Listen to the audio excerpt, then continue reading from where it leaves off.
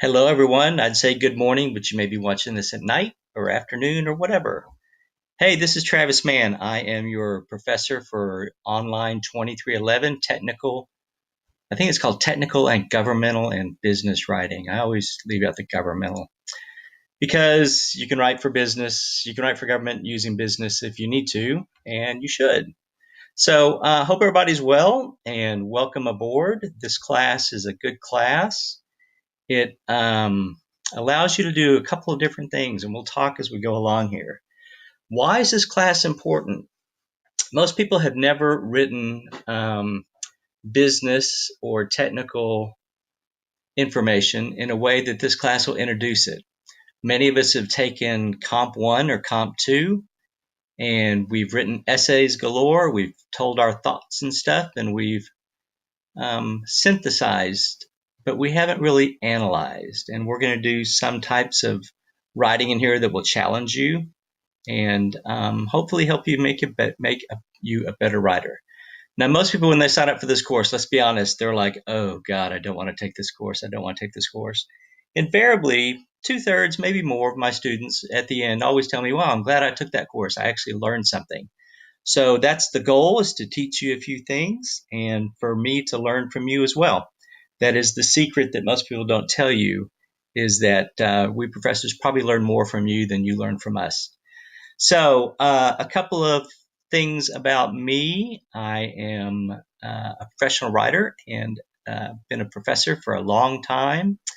I started at a community college up in Fort Worth, and then I went to TCU, Texas Christian University, for both my undergrad and my grad.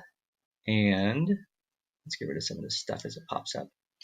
Um, for my grad school, which was cool, is they asked me to come back and they gave it to me for free, which was awesome.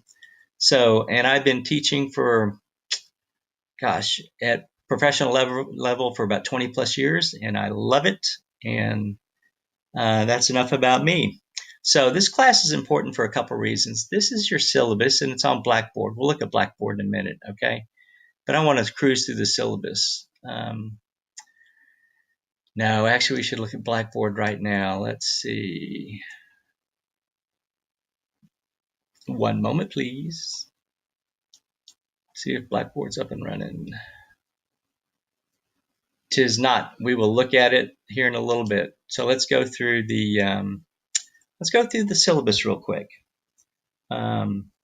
That's my name, Travis Mann. You can call me T-Man or Mr. Man, your choice. That's my email address, tman@austincc.edu. That's the best way to reach me. I usually answer within 24 to 36 hours. Why do I say that? Because I can't sit at the computer all day and wait for emails, that kind of stuff. Office hours for you guys are online. We'll make appointments to set up and talk. And if we need to, I'll call you. We'll chat on the phone, whatever I need to make you more successful in this course. That's my goal. I'm also at Cypress Creek from 12:30 to 1:30. If you live around Cypress Creek, want to come visit, come visit. And oh, by the way, I'm using a new recording system called one moment. Let's see.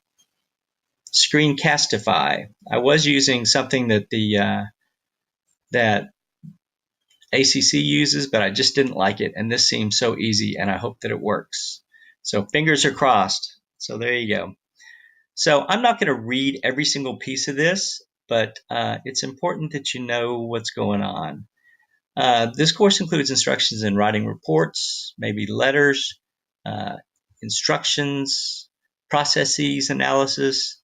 You'll have a group project. Yay, it'll be fun, most of it, I promise.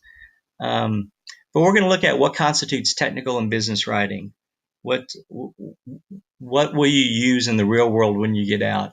And that is ever changing so quickly, so quickly. So you guys may know more than I do about some social media stuff. In fact, I have Instagram, but I rarely use it. So I'm curious to know what you guys do. So the text for this is Technical Communications Process and Product 8th edition. The bookstore decided to put 7th edition on the textbook thing. It should be 8th edition. So if you haven't bought it, buy the 8th edition. If you have bought it, you can use the 7th edition. The chapters are a little bit different when we get to the quizzes, but you can figure out what's what. And, you may not have one of the pieces of information to answer one of the quiz questions because 8 is a little bit different. But here's my method to my madness. I want to use older editions because I looked at the text as an adjunct. This is a good book. I like it. We won't discuss it a lot in lectures, but sometimes we will. So, but what I want you to do is I want you to go find this quickly. See, here's one for $20.10, which is fantastic at $3.99 shipping. Do it now, okay? Get it done. I want you to buy, you'll need this text no later than next Thursday, September 7th, okay? So I give you 10 days or so to get it. Remember the 8th edition, again, if you bought the 7th, that's cool. You can make it work. But the 8th is just a better one. And they're going to fix that on the website within 48 hours, they said. Woo, fast. So what are the course objectives? You see the very first bullet here? Particular audiences.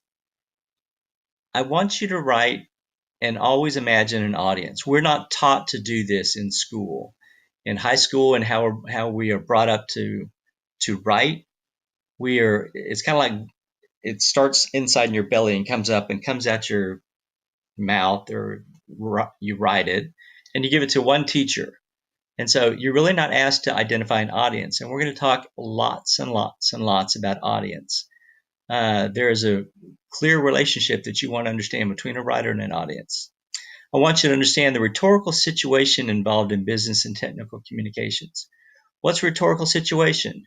Well, you've got a message that you have to get to someone, an audience, and you have to find a mode or method to do that. So we're going to talk about some of the best methods, what are some of the worst methods. We're going to talk about writing and editing and revising various pieces of communication. The more you put in on the last two, edit and revision, the better your piece is going to be. I want you to clearly and directly and precisely communicate. I'm going to show you how to work on a team-based project and why. And we're going to talk about purpose, content, organization. And then we're going to talk about how to proof stuff. A lot of people always say, if I just knew the grammar, I would be fine. I wouldn't have to do anything. Let's just check that we're still recording. It looks like we are. But that's not true. If you just knew grammar and punctuation, that wouldn't make you a good writer. It'd make you able to proof a document, but not necessarily be a good writer. So scrolling down, students who are successful in this course ask questions, even though you think they may be dumb. And if you send me an email and ask me a question, I may reply to everyone, because that one person asking a question probably means that other people have the same question. So there you go. I want you to engage the material to create new knowledge or insight. How is new knowledge created? You take the old stuff and you take your ideas and you mash it together with the old stuff and you see if it creates something new. I want you to step outside of your comfort zone. We're taught to write in a 5-paragraph essay. At the end of the first paragraph is a thesis, and then example 1 is paragraph 2, example 3, blah, blah, blah. Restate your thesis at the end. Please don't write like that. Please write in a linear, analytical style, and we'll talk. I want you to employ a balanced rhetorical stance. You've heard that word rhetoric, right? It's thrown around politicians. I don't like his rhetoric. Rhetoric is the idea of convincing someone, persuading someone to your point of view. I want you to seek your own answers to complex questions that will be raised during the course. Don't just rely on what I think or anybody else thinks, okay? So there's a limit. So I may have to do 2 or 3 of these. So I'm going to stop this one and start another one. This will be the end of the first part of lecture 1.